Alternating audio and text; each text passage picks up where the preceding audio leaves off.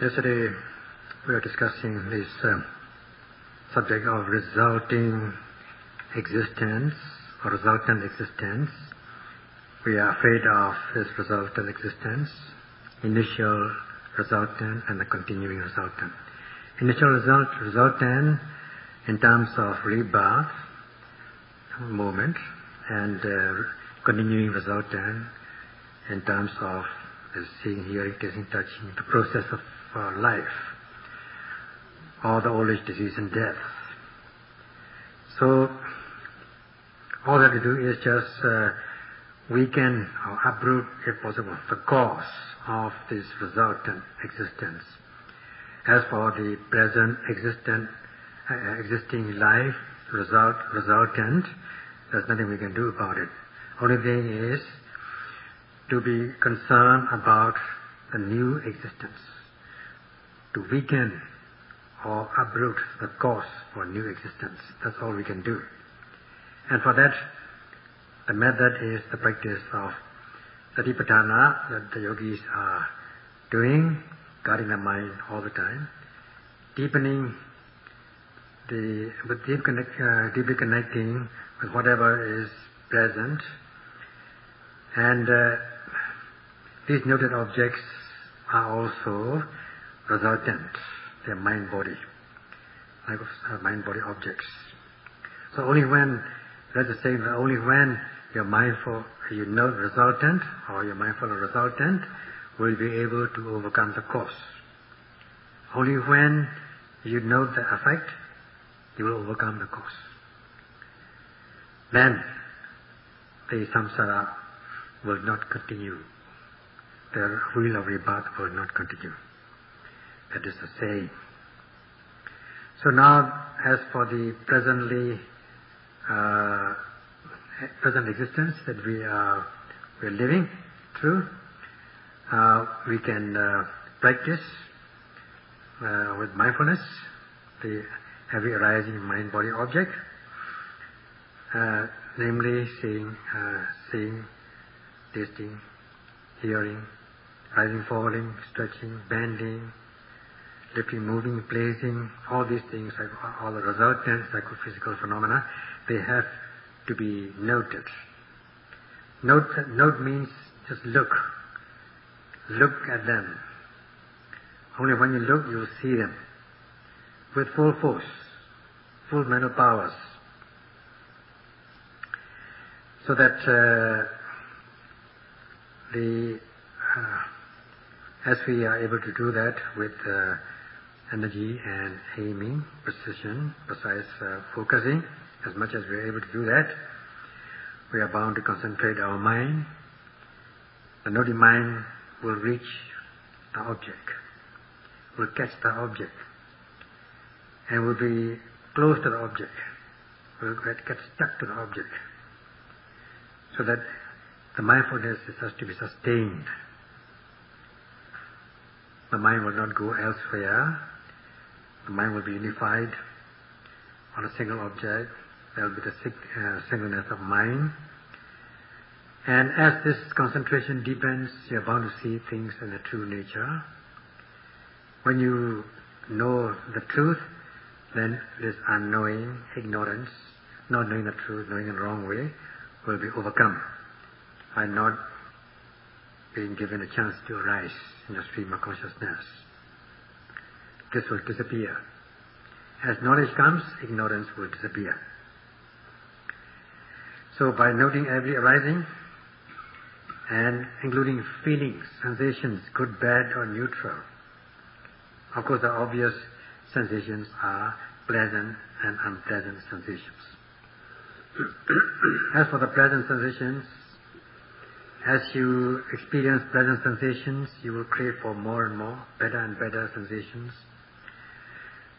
And if you experience unpleasant sensations, also you will crave for better ones, more pleasant or pleasant sensations. As is given in this expression, Vedana Pechaya Tana, with sensation as condition there arises this attachment.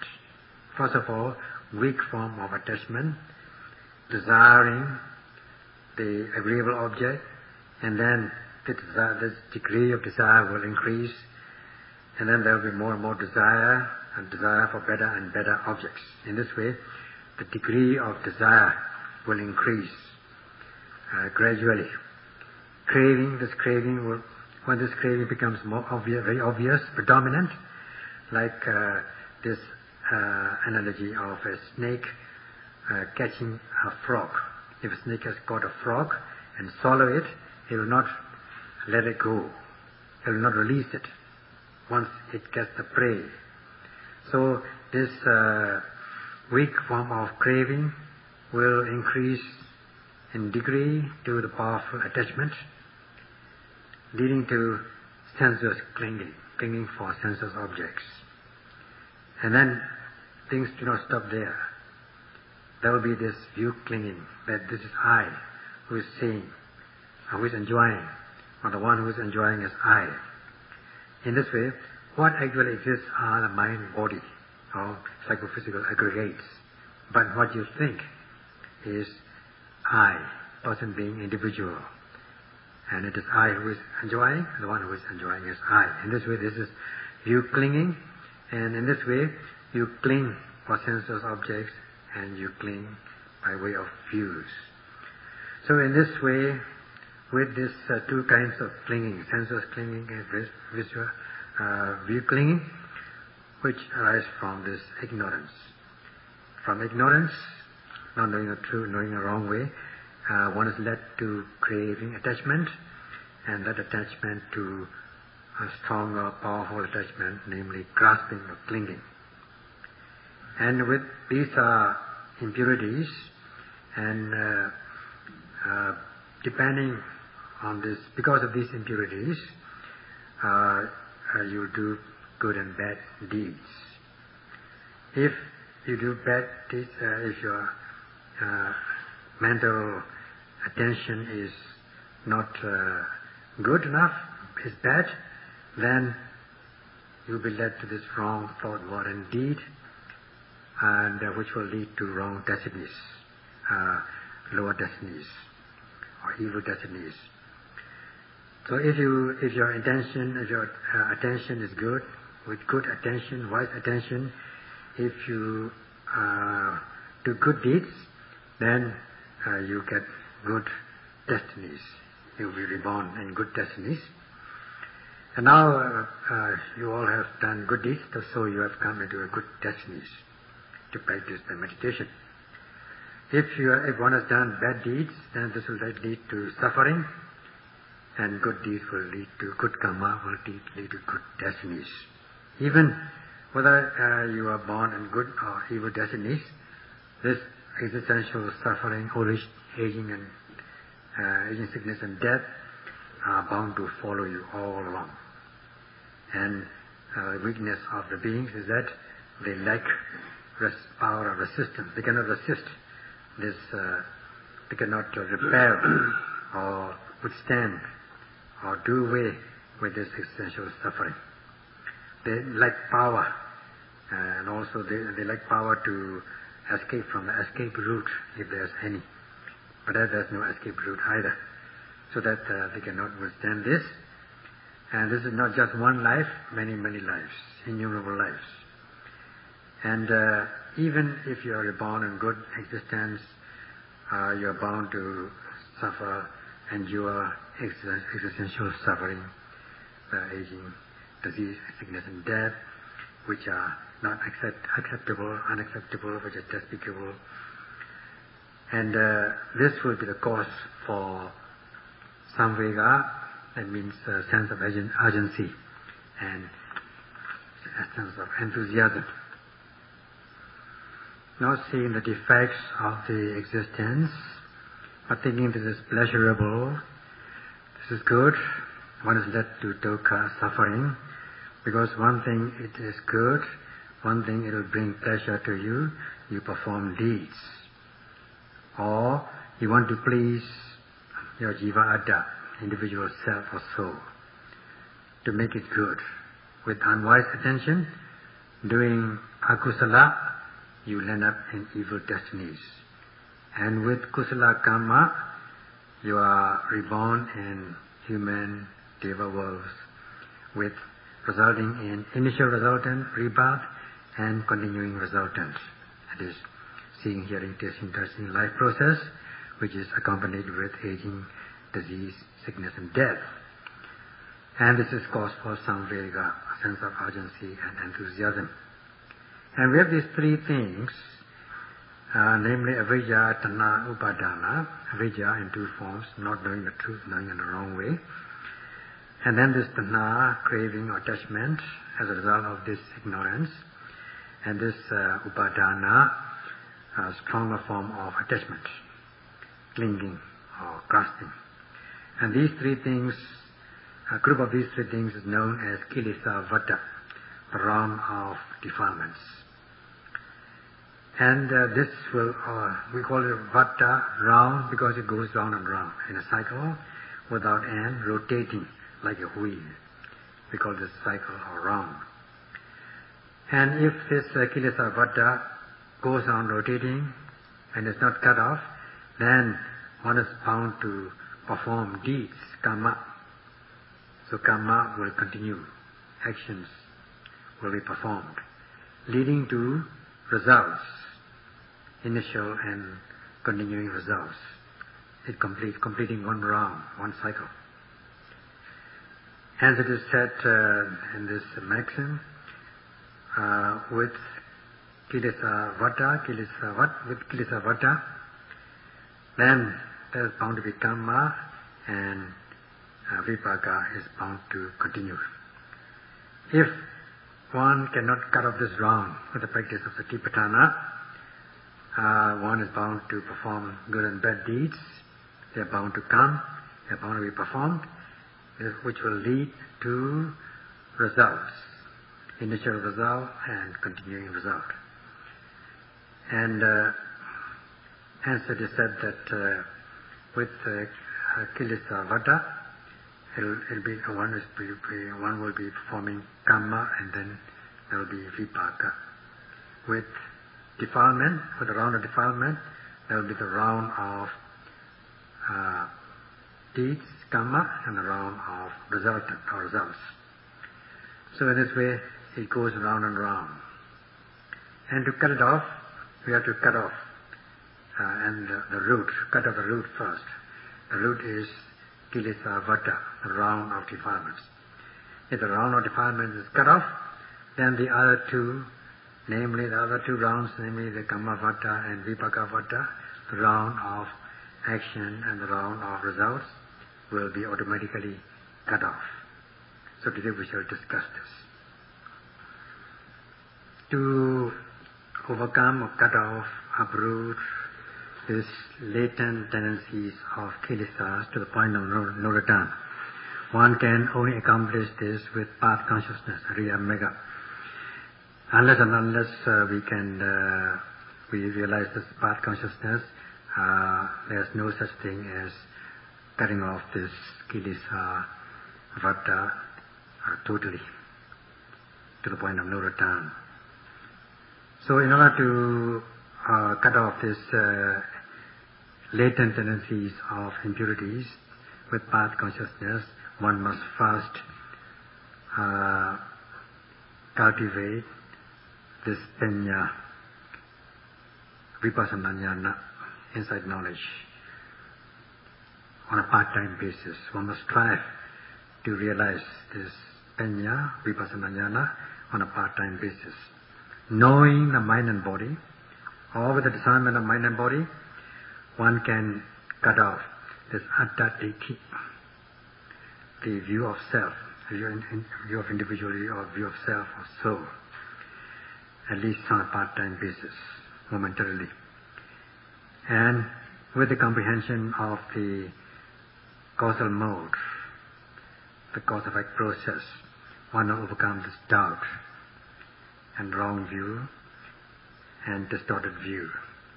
And then with the comprehension of anicca lakkhana, the characteristic of impermanence, one can cut off the perception of permanence, nature, sanya. And with the comprehension of dukkha lakkhana, unsatisfactory characteristic, one can cut off this perception of satisfactoriness, sukha sanya. And with the comprehension of anatta lakkhana, the characteristic of impersonality or selflessness, one can cut off this atta deity, the view of self or soul, or the existence of living entity or abiding core. So, in this way, seeing the arising of object, then one knows that there is no annihilation of this atta. Self or soul will not annihilate, because new ones are coming up.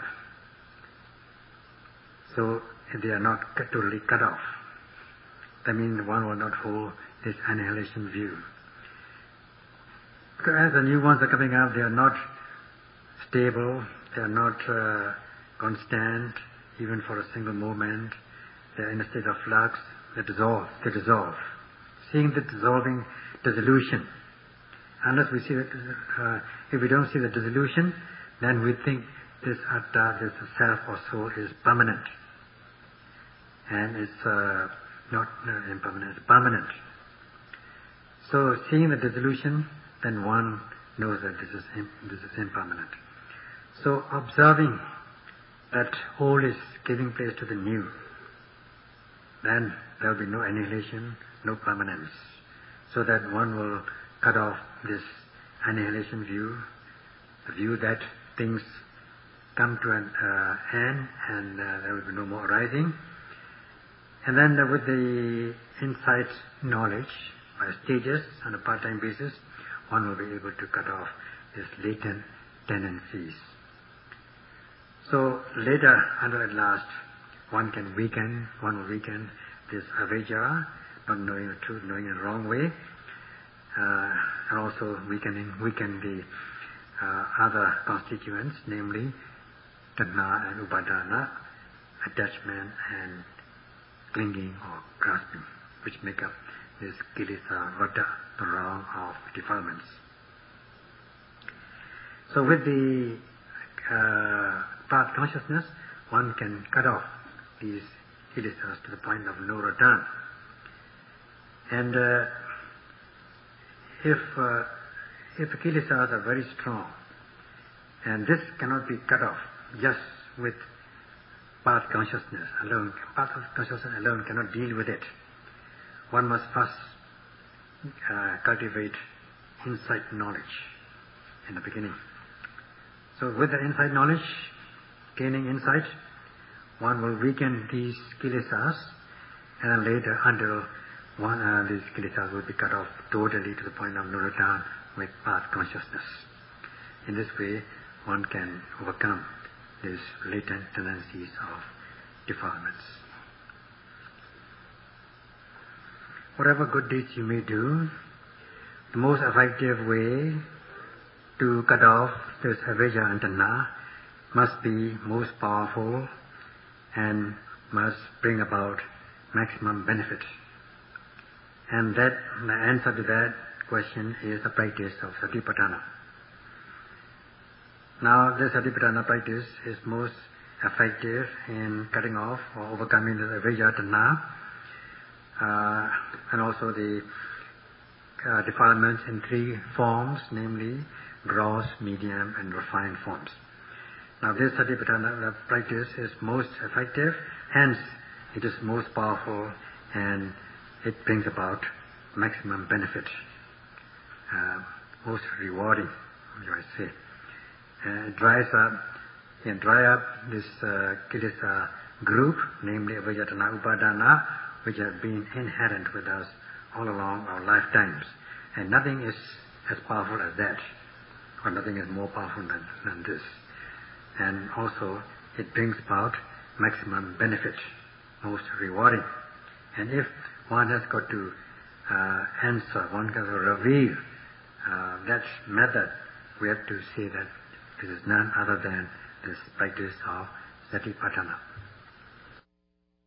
One is able to practice satipatthana effectively, then we can count on this noble pathway constituents, that this path will be involved in our practice, or will be practicing this Eightfold Path at the same time. Let us say when we are watching the abdomen and noting rising and falling and observing these sensations, stiffness, tension, movement, inflation and so on, which are the materialities, the group of materialities, kaya, with sustained mindfulness, with the precise focusing and exertion of energy. At that moment, the mind is concentrated, there's unification of the mind. So, seeing the truth, discerning this sensations, the stiffness, tension, movement, one by one, clearly. These are the noted objects, because of the existence of noted object, that is this noting mind. So not only do we discern mind and body, we also discern the cause and effect, because of the presence of noted object, that is this noting mind, that is cause and effect.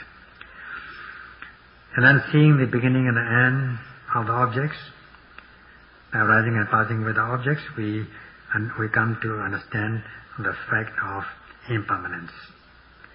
In this way, seeing the genuine characteristic of one fact, one thing, that is in this case anicca lakkhana, one sees also other characteristics, namely dukkha lakkhana and anatta lakkhana.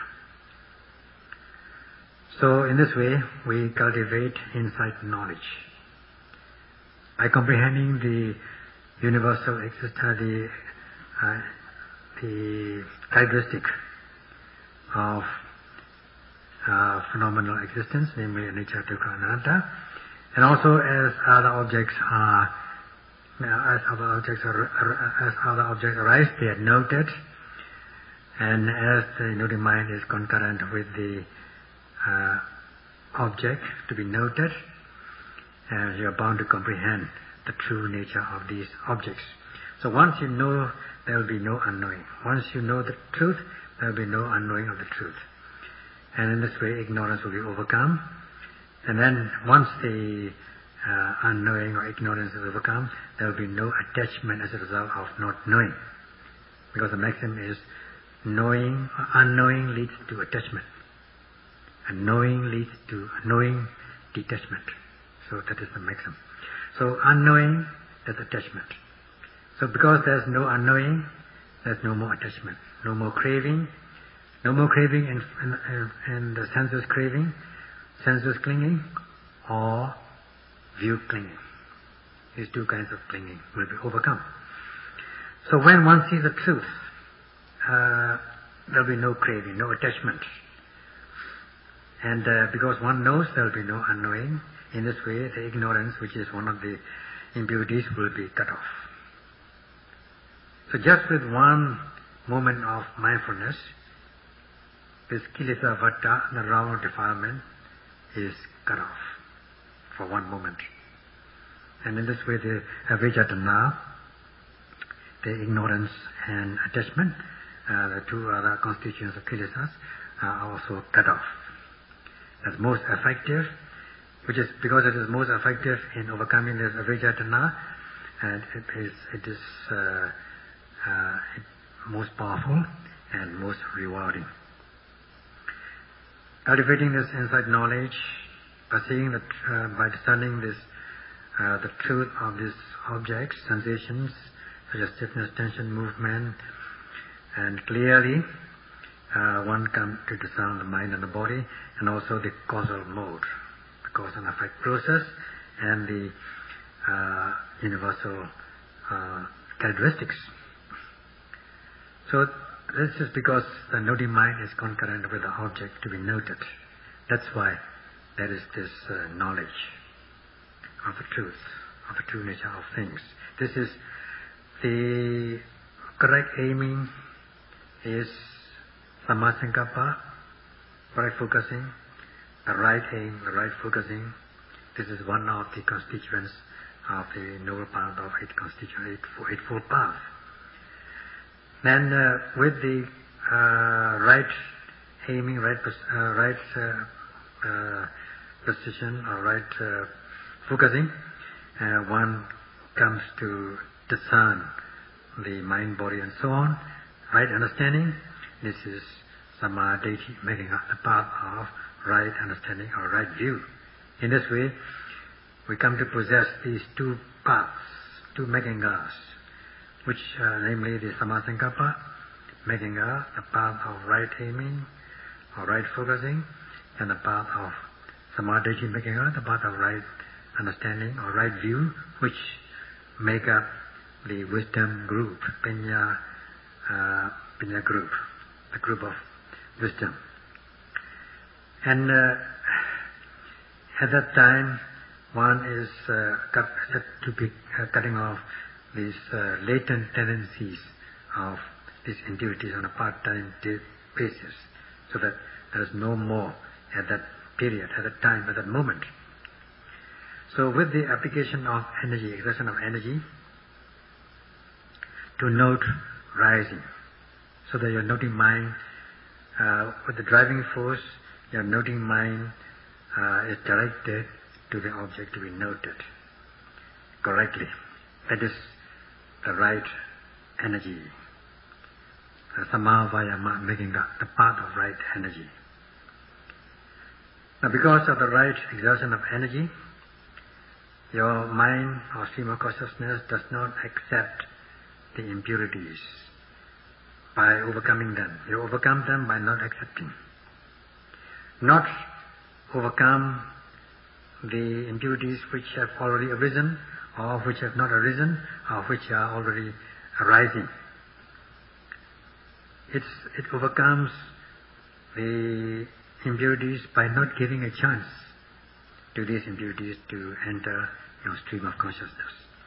Because of this exertion of energy, noting mind is directed to the object to be noted, so that there are no kilesa, no impurities, no defilement can torture your mind. And they are not, by not accepting them, they are said to be abandoned. Now because of the exertion of energy, the mindfulness is sustained. This is samma sati, making up the path of right mindfulness, by which your mind is said to be protected or guarded from these impurities, especially in this case avijjatana, upadana, which make up the round of defilements and also other impurities at the same time. Now because because the mind is protected, you are secure and free from the bondage of these impurities. In Pali it is known as vimutti, free, and as much as you are free, at that moment you are peaceful, santi, at that very moment. So that there is no more obsessive defilement, no defilement which can arise in your mind. And this is the medium form of defilement as a result of this concentration. Because of the unification of mind, because the mind is not disconnected, not distracted, not moving away, not separated from the object, so that there is no kilesas arising in your mind, no obsessive kind of defilement, with application of Viryasati Samadhi, that is the concentration group, energy, mindfulness and concentration. So this is the medium form of defilement. In this way, with the Viryasati Samadhi, we are able to overcome this medium form of impurities, in this case avijjatana, upadana group, which are obsessive defilements. So they have no chance of arising in our stream of consciousness. They are said to be subdued or overcome. And we have this sila, we have conscious commitment to precepts, training precepts. As for the monks, they have their own disciplinary rules, and then as for lay people also, they have their own disciplinary rules of lay people. So long as they are able to sustain them, not to weaken or break them, you are said to be able to possess or cultivate this samavacha, making up the path of right speech. Because you are only not indulging in other any conversation except talking or reporting to the teachers. So your speech is quite in accordance with the discipline, that there's no harsh speech, there's only sweet speech and meaningful talk. No meaningless talk. So, and then there is this sammakamanta, making the path of right action. So you are abstaining from this killing, stealing, sexual misconduct, even you are observing this sexual relations at all. So you are able to sustain this sammakamanta, making up the path of right action. And as regards the livelihood, ajiva, samma ajiva, making the path of right livelihood, you are already, you are not doing anything wrong, any wrong livelihood, so you are you're said to be fulfilled with this path. In this way, you are said to be committed to this training precepts. That's why once you are able to practice this satipatthana effectively, for one moment, you are able to, you are cultivating or practicing at the same time the noble path of 8 constituents. How wonderful. So with the Sila Maganga, the path of the morality group, you are able to overcome this gross form of transgressive defilements, in this case avijjatana, upadana, which are undermining elements. And then with the concentration group, Vipassana Samadhi, concentration Samadhi Maganga, as the noting mind is concurrent with the object to be noted, you are able to overcome this.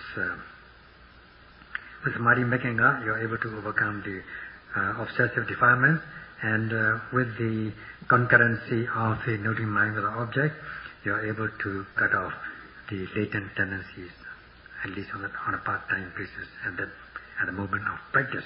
In this way, you can overcome gross, medium and refined forms of impurities with a noble path of 8 constituents, which are made up of the Sila Maganga, the morality group, Samadhi Maganga, concentration group, and Panya Maganga, the wisdom group.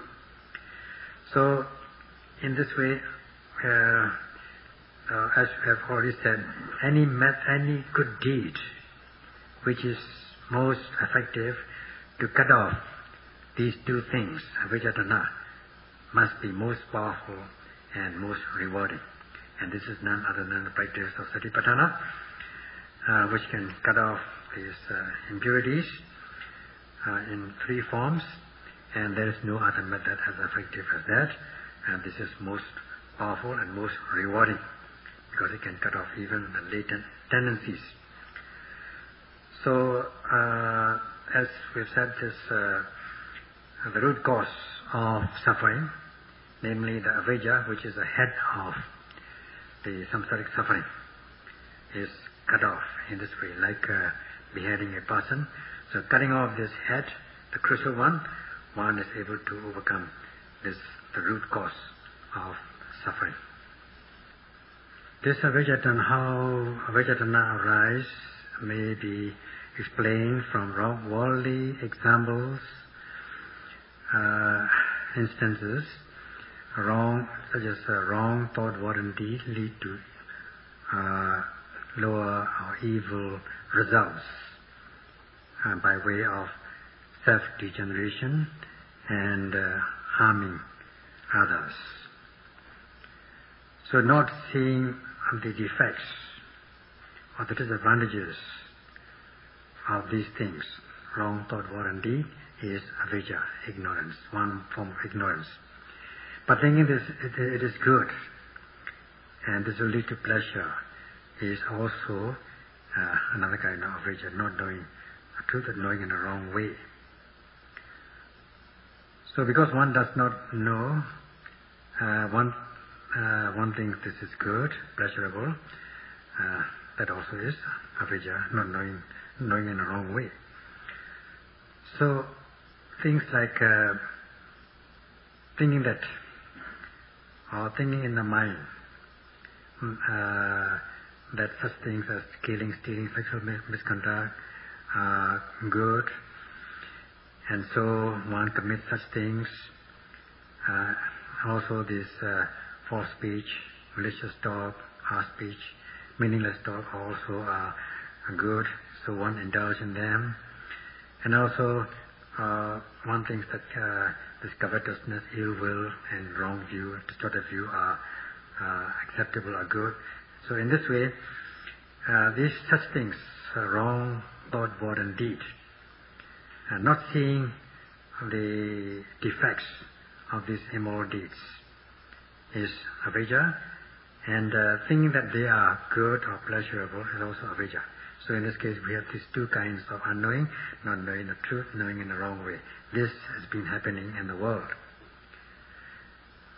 So if one may think that if one does this thing, one takes delight in such a thing, and this is tanha, attachment, craving. So this leads, one is led to avijja tanha.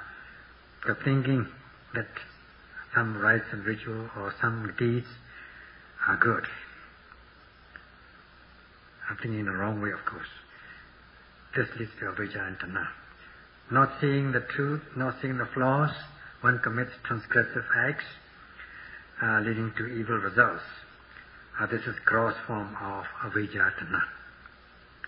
And then we have this medium form of avijja tanha, that is obsessive defilements, having bad intentions, intention about covetousness, to covet others' properties, bad intentions about ill will, harming others, and bad intentions, bad thoughts about wrongful views.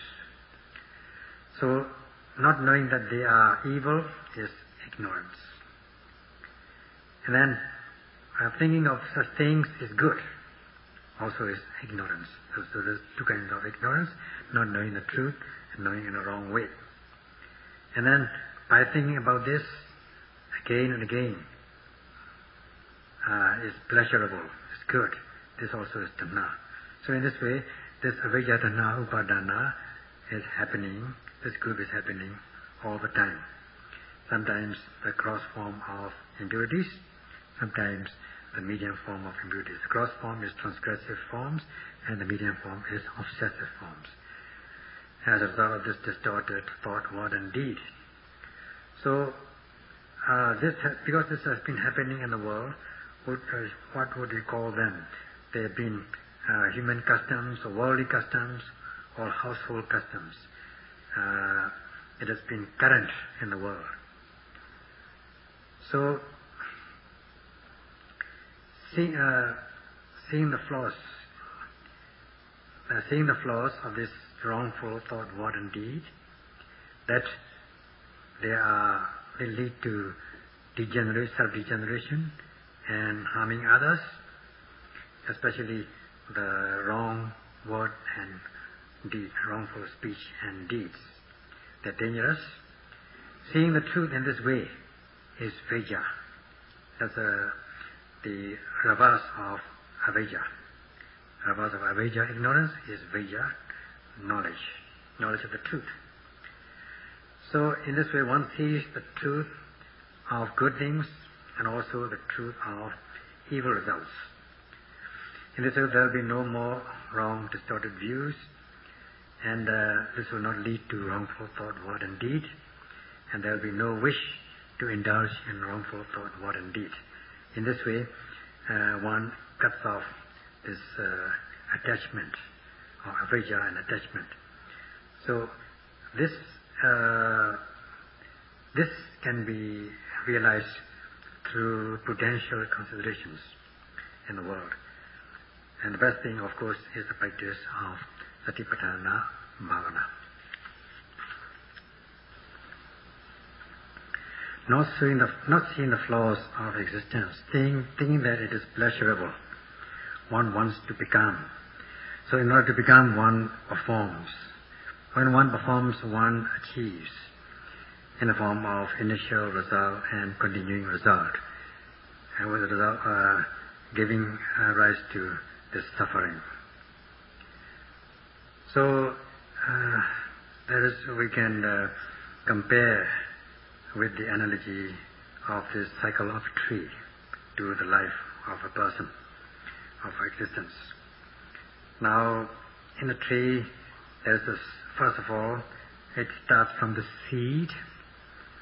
We don't know how long ago, from the beginning of the world. Seed comes from somewhere. So anyway, from that seed, there's a sapling, and sapling gives rise to a tree. Now, this is how the cycle of tree goes on. The tree gives rise to a fruit, and from fruit you get the seed, and from the seed you get a sapling and a tree, and so on. In this way, the cycle of tree goes on. So in order to give rise to a new tree, there must be the seed. And where does the seed come from? It comes from the fruit. Or sometimes you can grow a tree from branch. So why does this fruit or this potentiality of growth? Because the tree has sap of the tree. If there's no sap in the tree, then if the sap dries up, the tree also will die.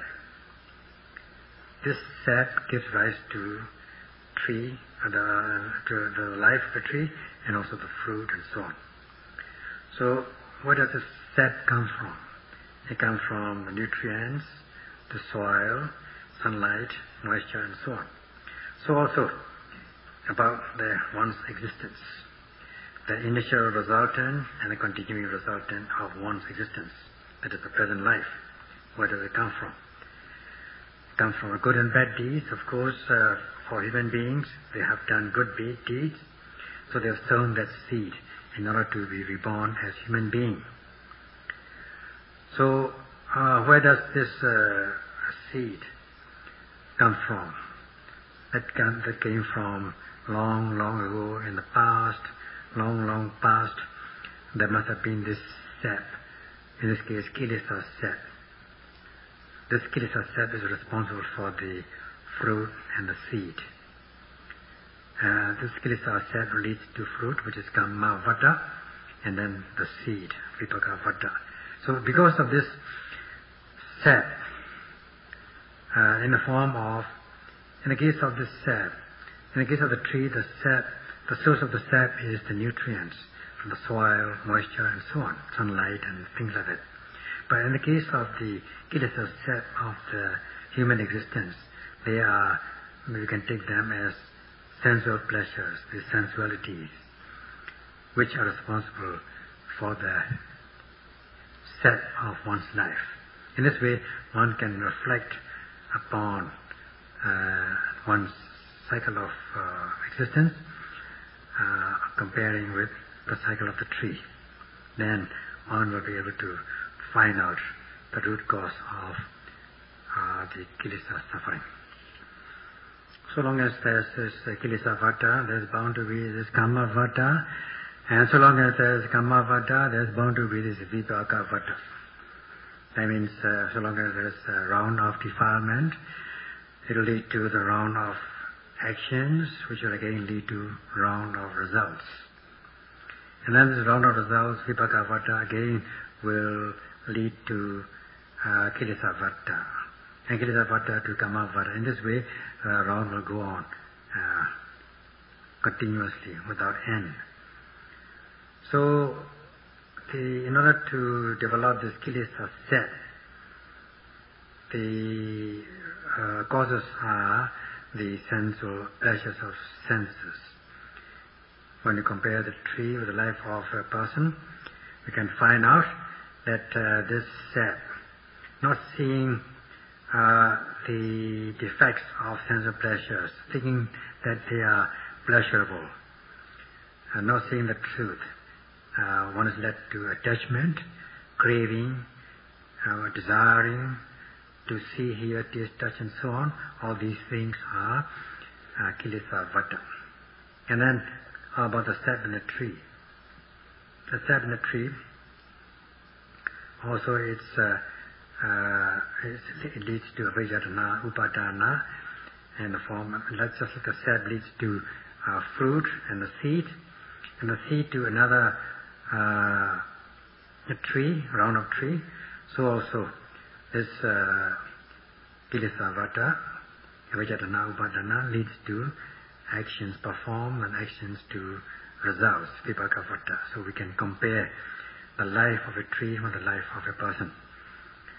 So that the sap of a tree is fed by the nutrients, such as the soil, sunlight, moisture, and so on, which can be compared to pleasures of senses, which feed the kilesas, which feed the impurities, the defilements. So if you don't want the tree to grow, where do you start? How to start to kill this, cut off this cycle of a tree? And the same thing goes with the cycle of this life. Where to start, where to cut off? In order to cut off this cycle of the round of the cycle of the round defilements and so on. So one must dry up the sap in order to cut off this cycle of a tree. Only when the sap, this will lead to fruit and then seed and nutrient and so on. So this method of drying up of the sap is the work of the agriculturists or foresters.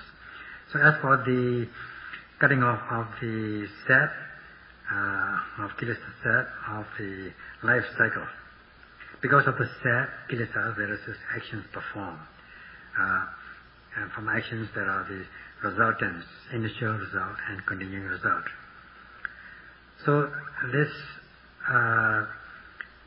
sap in the form of this sensual pleasures, because this sap is fed by the sensual pleasures of senses. Where do they arise? They arise in the six sense doors at the time of the seeing, hearing, tasting, touching and so on. Wishing to see good things, that seeing is good, and not seeing the flaws of desiring to see good things. So not seeing the flaws, not seeing the defects of sensual pleasures, avijja, and thinking that they are good also is avijja. And then wishing, desiring to see, hear, taste, touch and so on is tanha, craving. So in this we have this group of avijja, tanha, upadana. And this is fed by the sap of sensual pleasures, the pleasures of senses. So in this way this round of kilesa, dhamma and vipaka goes on. And in order to kill the tree, one must make an effort. There must be somebody to make an effort to kill the tree, to dry up the sap. And there must be also the effort, somebody who is responsible for the effort to exert, to cut off this cycle of one's existence, that is cycle of this round. So this is the effort of the yogis. Yogis must make effort. Yogis must exert in the form of satipatthana practice. Note at seeing, hearing, note at the moment of seeing, hearing, tasting, touching and so on. In this way, with mindfulness, one can dry up the sap. And with loss of mindfulness, the sap will go on. The sap will go on, continue, and the round will continue.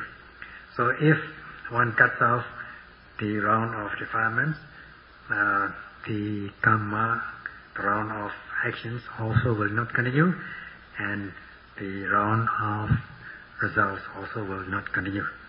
And this can be done with the practice of the noble path of 8 constituents, which is made up of the 3 trainings of Sila, Samadhi, Panya, by which one can cut off this round.